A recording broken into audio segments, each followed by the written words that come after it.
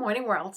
I am Judy, your web based therapist, making therapy accessible and convenient for our clients in Florida and New York, and of course, sharing information worldwide. Today, I'd like to talk about the five stops or the 5 steps on the cycle of effective communication. How this came about is I am a provider for the Florida premarital course, and I was on the website just fixing and looking at things, just making sure that the course was as it should be. And I came up on the cycle of it on the section where we talk about the cycle of effective communication. And I thought, why have I not shared that with you? So that's what we're doing today. I'm sharing it with you because I've shared it with clients, and now it's your turn. But before I even get into that, I must take a moment and say if you are subscribed, thank you so very much for being a part of our world. And if you're not yet subscribed, there's a subscribe button below. If you click there, you can subscribe and become a part of this wonderful world of ours. And remember to tick the bell so that you are notified when I share new things, because I'm doing that a little bit regularly now. And if you'd like to purchase 1 or 3 of my books, there's also a link below that will take you to a website that shows you all the different options, all the places where you can get 1 or 3 of my books.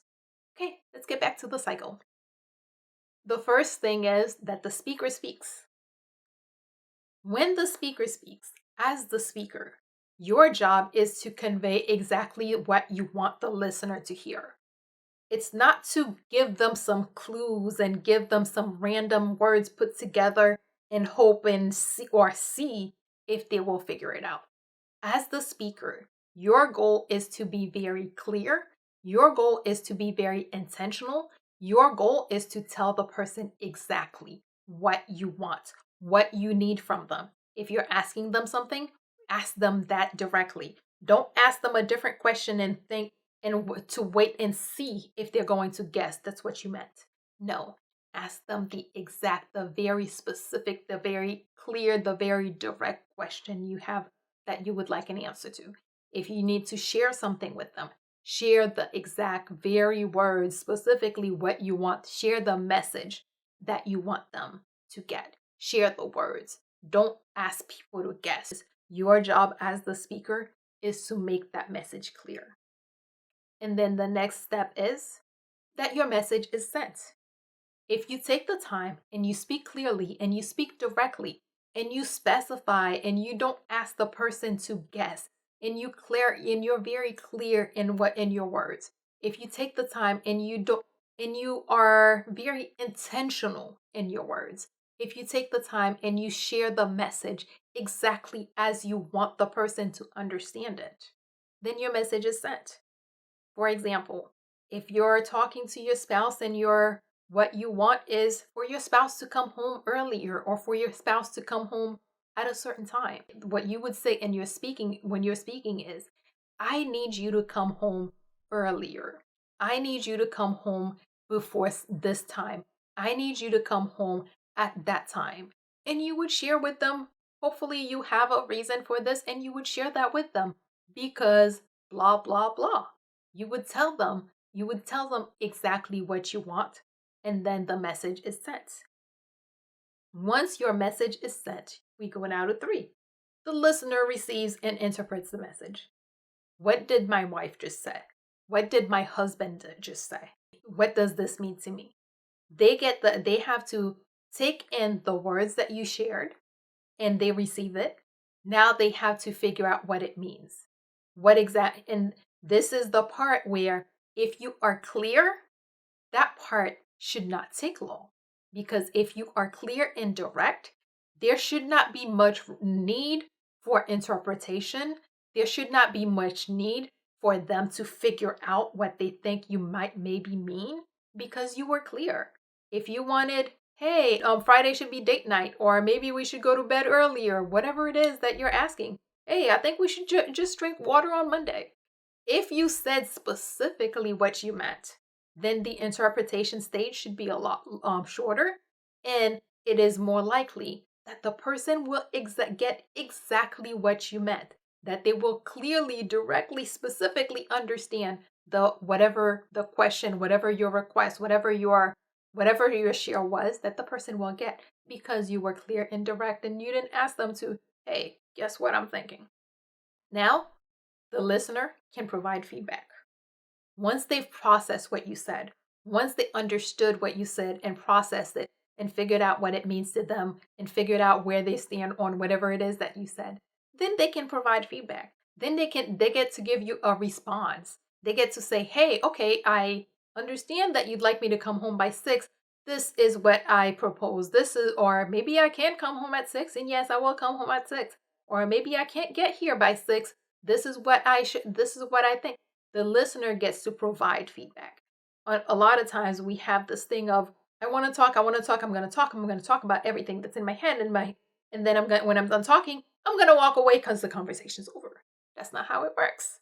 The listener has to have an opportunity to provide feedback. After you've spoken, they got what you said, they took the time, they processed it. Now it's their turn to share what their response to whatever it is that you had to say is.